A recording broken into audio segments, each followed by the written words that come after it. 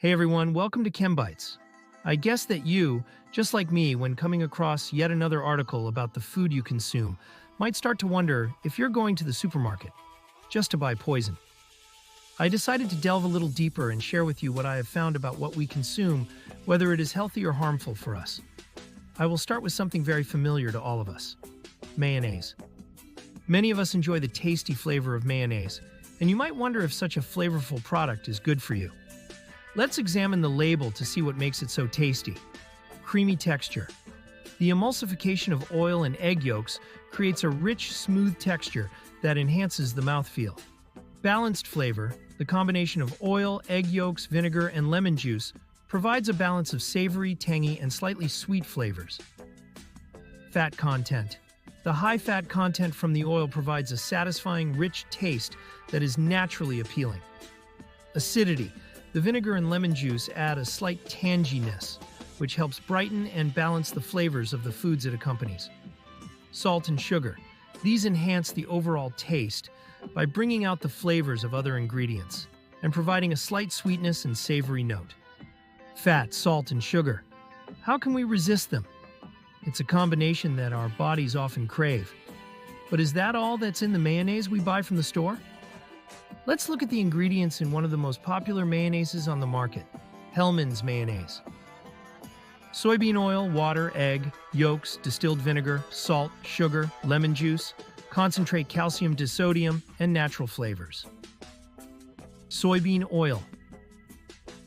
Soybean oil is somewhat controversial. It is high in polyunsaturated fats, so-called trans fat, including omega-3 and omega-6 fatty acids, which are essential for brain function and cell growth. However, when consumed in excess, it can lead to an imbalance and potentially promote inflammation in the body. Additionally, it is calorie-dense, so excessive consumption can lead to weight gain and associated health issues. World Health Organization warns us that trans fat clogs arteries, increasing the risk of heart attacks and deaths. Also, soybean oil is often derived from genetically modified crops, which might be a concern for some consumers. Moreover, choosing organic or non-GMO brands could be a healthier option for those worried about such issues.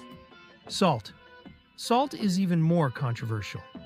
It has both positive and negative effects. Sodium helps maintain the balance of fluids in and around your cells, which is crucial for proper hydration and bodily functions. It is essential for nerve impulse transmission and muscle contraction. In appropriate amounts, sodium helps regulate blood pressure and blood volume. However, excessive salt intake is a major risk factor for hypertension, high blood pressure, which can lead to heart disease and stroke. Excessive salt can cause fluid retention, kidney strain, heart disease, and negatively affect bone health. Most people in the U.S. consume too much sodium. The average person in the U.S. eats about 3,400 milligrams of salt a day. The American Heart Association recommends no more than 2,300 milligrams of salt per day, roughly equivalent to 1 teaspoon of salt, and ideally reducing intake to no more than 1,500 milligrams per day for most adults. Be mindful of all sources of sodium in your diet, not just mayonnaise, to keep your intake within recommended limits. Sugar. Sugar is indeed tasty and provides a quick source of energy. However, its positive effects are limited, while the negatives are significant. Excessive sugar intake can lead to weight gain, obesity, type 2 diabetes, heart disease, and tooth decay.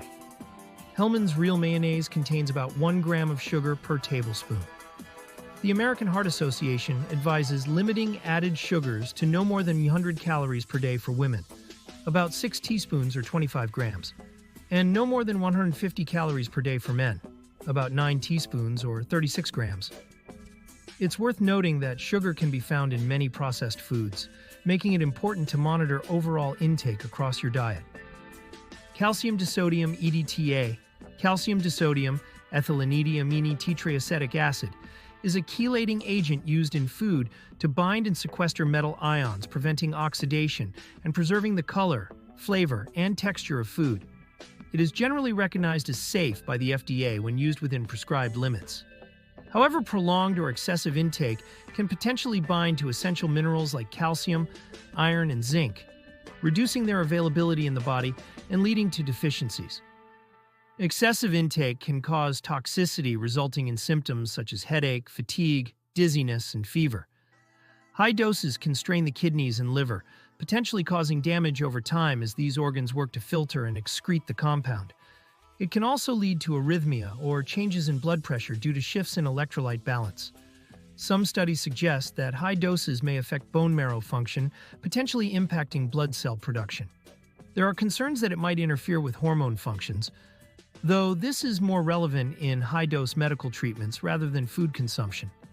Despite these concerns, the levels found in mayonnaise are typically low and not considered harmful for most people when consumed in moderation. In the end, I've looked at a few more popular brands of mayonnaise like Duke's, Kraft, and Sir Kensington's, but there was not a lot of difference in their main ingredients.